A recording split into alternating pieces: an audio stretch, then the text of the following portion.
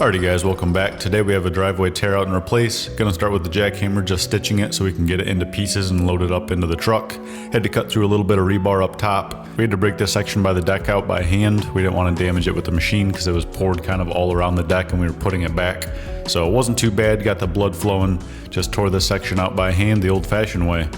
The semi showed up quick, so we got him loaded with the rock bucket, and this makes things go a lot faster. The homeowner wanted the driveway about 2.5 feet wider, so we set up a string, got that cut so that we can put our forms in place. After we brought in some road gravel, I'm getting things formed up, getting everything set to our string line, getting it set to height. Luke is wetting down the road gravel, getting it compacted a couple times, make sure it's a really strong base. We get our rebar grid in. This is 7/16 fiberglass rebar on a 3-foot center grid. Getting it tied and ready for the morning, except we had truck problems. So Luke had to tow me home. The main work truck went down. An hour and a half later, we made it 10 miles home. Went through a few straps and definitely some sketchy corners, but we got back, saved the tow truck bill. Concrete's here the next morning. Luke's driving the buggy, getting it dumped for us. This is 4,500 PSI fiber mesh with mid-range water reducer. So it looks a little wet, but that's okay because it actually has a really low cement to water ratio. Trent's here to help, and I left this full speed so all you trolls could watch Chelsea pick up the rebar. Yep, there she goes, lifting it right up into the slab. It can't push back down because it's sitting up on the gravel that's in the concrete.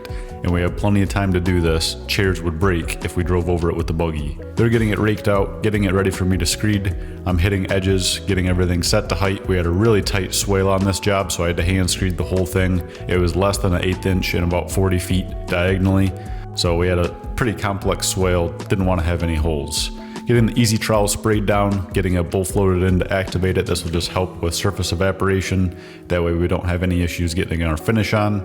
Throwing in a joint off this porch. I'm going to come back later today and saw cut the rest of the control joints, but this is the most likely spot it'll crack.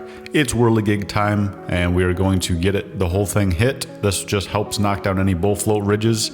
Got the supervisor watching to make sure I don't have any holes because I couldn't really see with the sun glare. And she's actually running the push and pull with me today. I'm so glad that's over with. You did it. She's definitely not a fan. It's pretty hard and definitely a lot of work, especially on that rock wall.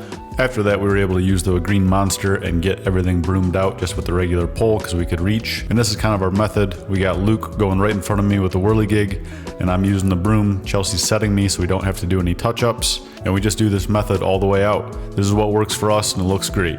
Came back a few hours later that night and saw cut everything. These are the control joints, and we're wetting it down just to clean everything up, and it also helps with hydration. Another rock solid driveway. Happy homeowner, and we'll see you guys on the next one.